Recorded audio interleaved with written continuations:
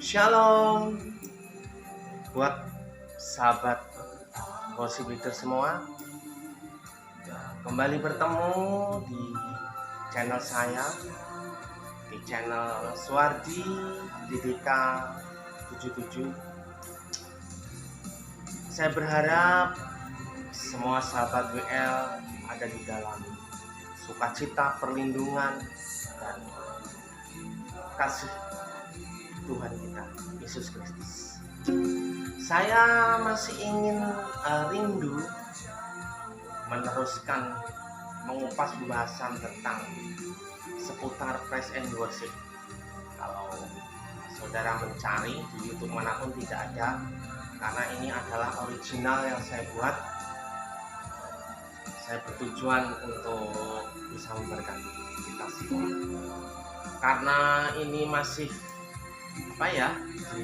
tentunya di nuansa Natal bulan Desember. Saya ingin mengucapkan Merry Christmas and Happy New Year bagi yang sudah merayakan. Selamat dari Natal. Kiranya kasih sukacita Natal senantiasa menambah sukacita kita di dalam lebih semangat untuk melayani. Saya ingin sebagai pembukaan ingin nyanyikan satu lagu Natal ya. Ini lumayan lama, tapi semoga juga ini boleh bermanfaat kita. Di saat ini kita sudah berdoa, di saat ini ajaklah hidupnya, muka kami ceria, tertawa gembira. Terima kasih Yesus, selamat Natal.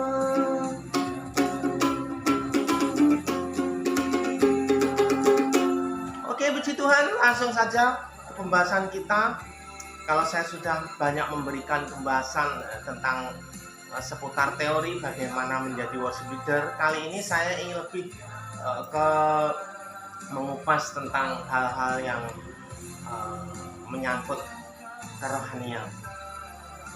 Yang ingin saya kupas pada saat ini yaitu khususnya apa saja yang membuat tim praise and worship itu tidak harmonis. Karena di dalam pelayanan atau di dalam hal sekuler apapun tidak ada yang namanya itu lurus-lurus saja. Pasti akan ada ketidakharmonisan atau salah paham seperti itu. Nah, saat ini saya ingin membahas hal itu biar menjadi wawasan buat kita semua. Oke, kita akan langsung masuk. Ada beberapa hal di mana yang membuat tim praise and worship itu tidak harmonis atau ada sesuatu masalah, boleh dikatakan seperti itu.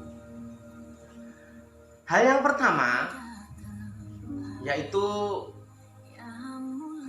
karena terjadinya miskomunikasi atau salah paham. Karena di dalam tim PW itu kan ada tim musik, tim pujian atau worship leader, ada singer, bahkan di situ juga mungkin ada yang megang LCD, proyektor. Itu harus sebetulnya sejalan, karena tidak mungkin misalkan salah satu contoh WL ingin mengajak satu lagu yang harus ditampilkan di proyektor, tetapi yang megang proyektor itu menampilkan lagu yang berbeda.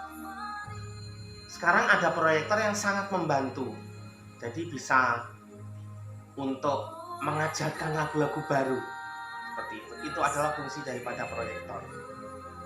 Karena kalau dulu tak ada proyektor, lagu-lagu lama sudah hafal.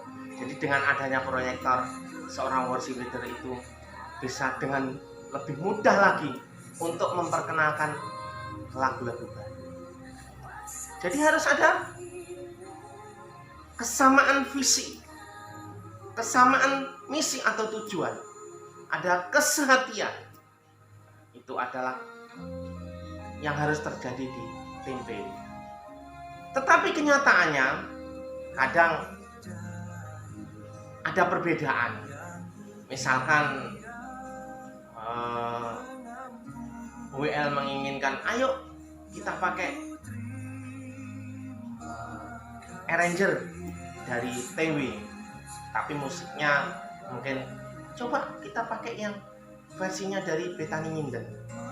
Itu tidak sinkron. Yang harus dilakukan adalah harus ada kesatuan. Misalkan, oh ya udah kita sepakati pakai versi yang ini. Sekarang kan sudah ada contohnya, jadi tinggal mencontoh apa yang ada di YouTube itu. Jadi harus ada kesehatian. Saya pernah membahas di bahasan sebelumnya bahwa di dalam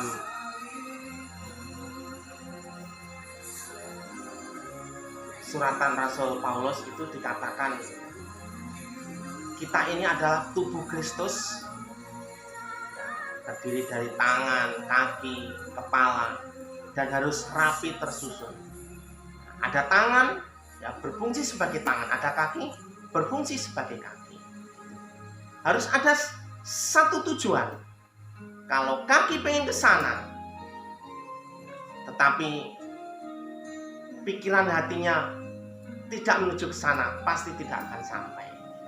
Itu harus ada kesehatian.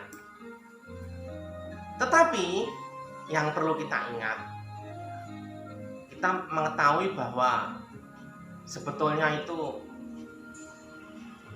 seorang worship leader itu mempunyai karakter yang berbeda-beda, baik karakter vokalnya ataupun karakter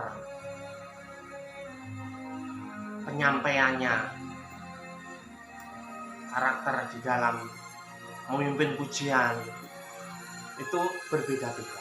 Dan tidak kita pungkiri, sudah ada pemimpin pujian atau worship leader itu yang mungkin senior, tapi ada juga yang masih pemula belajar. Ada yang mungkin juga sudah profesional atau sudah pandai. Demikian juga di dalam musik. Dalam musik itu juga berbeda-beda. Ada pemusik yang baru belajar, yang memainkannya cuma pakai dasar-dasar akord, tapi ada pemusik itu yang sudah menguasai, udah pintar memakai akord-akord yang profesional. Nah, seperti itu. Itu perlu kita sadari. Makanya dari situ, itu sebetulnya harus ada kerjasama, harus ada kesehatian. Tidak boleh memaksakan sesuatu. Misalkan kalau sudah disodorkan, oh kita memakai versi ini. Setelah disodorkan, mungkin WL-nya, oh saya pengen versi ini. Jadi coba, kalau misalkan pemusiknya sudah lebih profesional, ditawarkan ke WL-nya baru pemula, kemudian WL-nya mengatakan, oh nggak bisa pakai ini, yang biasa-biasa saja, ya jangan dipaksakan. Seperti itu. Nah, yang lebih penting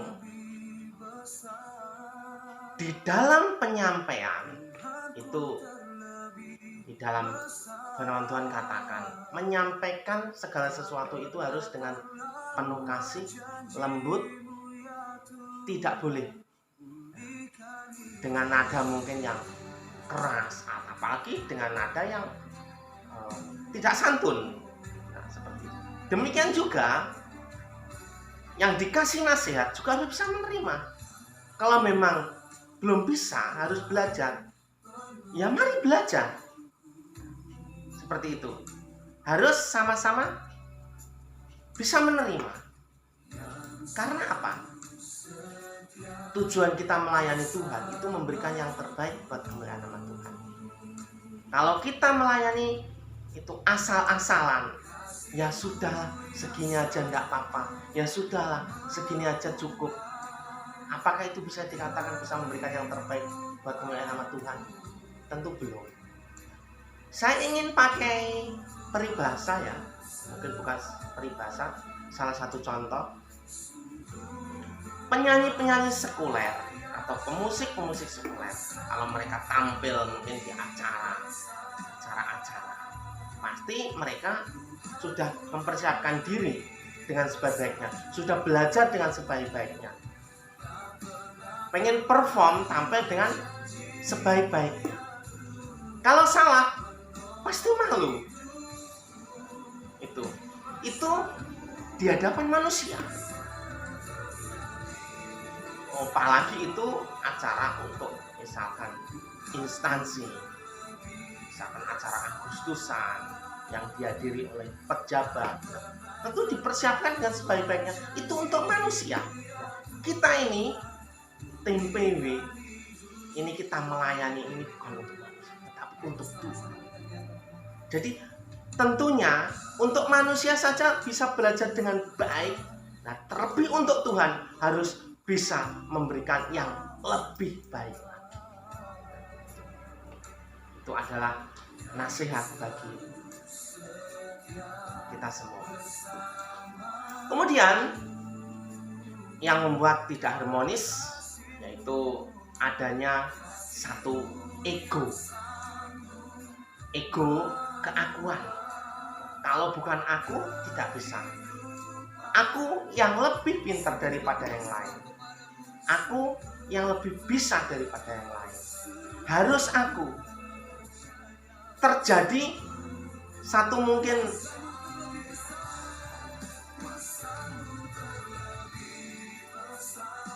satu yang dikatakan memonopoli hanya seseorang saja. Ada satu batasan-batasan. Itu yang tidak boleh. Karena firman Tuhan juga katakan kita itu harus mematahkan ego kita, keakuan kita, keangkuhan kita. Dan yang ada itu hanyalah Tuhan di dalam pribadi kita. Kemudian yang terakhir, yang ketiga, yaitu jangan sampai ada kesombongan. Roh kesombongan yang sebetulnya itu dulu terjadinya berawal daripada si Lucifer. Dia adalah seorang malaikat, dia pemimpin ujian bagi Allah. Dia tahu bagaimana memuji Tuhan, menyenangkan hati Tuhan. Tapi ketika dia sombong dijatuhkan di bumi, maka dia berubah total 180 derajat. Dia menjadi orang yang menginginkan supaya orang itu tidak mau menyembah, memuji nama Tuhan. Itu Lucifer. Jadi jangan sampai terjadi kesombongan seperti roh-roh Lucifer. Saya rasa 3 bahasan ini boleh menjadi berkat buat kita semua. Nanti saya akan sambung di bahasan-bahasan selanjutnya. Oke, terima kasih banyak.